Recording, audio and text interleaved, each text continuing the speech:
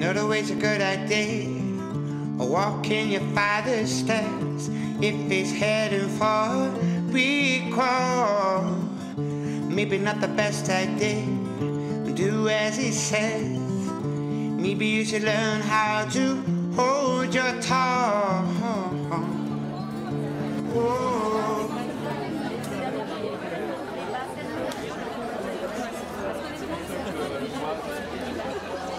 Je pense que là, c'est un public qui peut être plus sensibilisé à tout ça. Des gens qui s'inquiètent du futur, de l'avenir de la planète, de l'impact de la pollution, de l'extinction des espèces, notamment de la décroissance. Donc j'espère que les gens d'ici seront nombreux à venir. L'idée, c'est de marcher tous ensemble pour parler de l'extinction des espèces. On appelle ça en ce moment la 6e extinction de masse.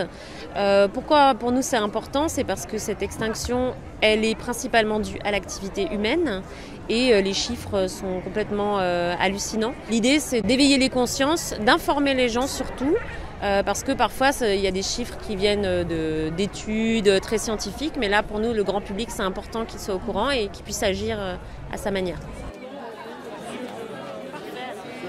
Ces 40 dernières années, 52% des animaux sauvages ont disparu, donc vraiment de tous les animaux sauvages. Un éléphant est tué pour son ivoire toutes les 15 minutes, un rhinocéros pour sa corne toutes les 8 heures, donc c'est 3 rhinocéros par jour. C'est pas forcément les chasseurs, c'est plutôt la perte de l'habitat.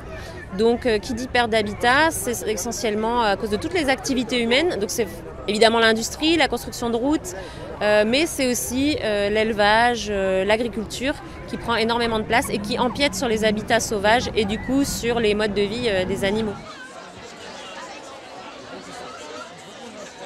Ce qu'on peut faire, c'est réfléchir un peu plus à ces modes de vie. Je pense un peu aux gens qui partent en vacances, ne pas aller donner son argent à des activités qui vont exploiter les animaux sauvages. Donc ça va être les temples avec des tigres sur lesquels on peut monter ou caresser. Il faut savoir que ces tigres sont drogués.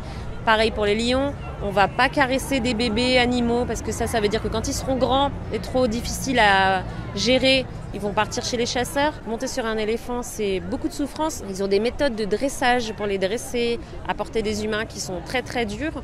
On appelle ça le crush en anglais, ce qui veut dire, l'idée c'est de casser l'esprit de l'éléphant, donc à coup de privation et de coups. Donc ça, c'est tous des choix au niveau du tourisme qu'on peut faire. Je conseille plutôt d'aller dans des sanctuaires pour animaux où les animaux vont être chouchoutés, on va dire, voire encore mieux réintroduits dans la nature et sans interaction directe avec eux. Et puis au jour le jour, c'est s'interroger sur ses choix de vie, sur est-ce qu'on a forcément besoin de s'acheter tout le temps des choses qui vont faire partie de l'industrie au détriment des espèces? Est-ce qu'on a besoin de manger autant de viande tous les jours puisque l'agriculture qui sert à faire des céréales qui vont nourrir le bétail, c'est autant de terres qui vont être retirées aux animaux sauvages. Quand j'étais gamine, on m'a parlé d'un oiseau qui s'appelait le dodo. Et puis, c'est une créature un peu fantastique qui a existé par le passé. Moi, j'ai pas envie que dans 10 ou 20 ans, les enfants, on leur dise qu'il y avait un éléphant avant. C'était une créature incroyable qui n'existe plus.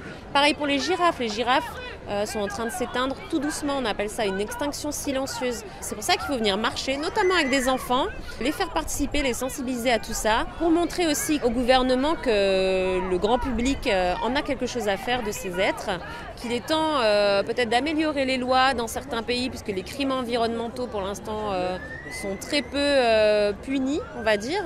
On a juste vu récemment au Mozambique que 2 braconniers se sont fait condamner à 20 ans de prison pour le braconnage de rhinocéros. Ça, c'est vraiment une première. Malheureusement, rien n'est jamais acquis. On a vu récemment en Afrique du Sud que la corne de rhinocéros a de nouveau été autorisée sur le marché. Donc ça, c'est un grand retour en arrière. Donc voilà, ne jamais lâcher et puis être de plus en plus nombreux à marcher contre l'extinction. Oh.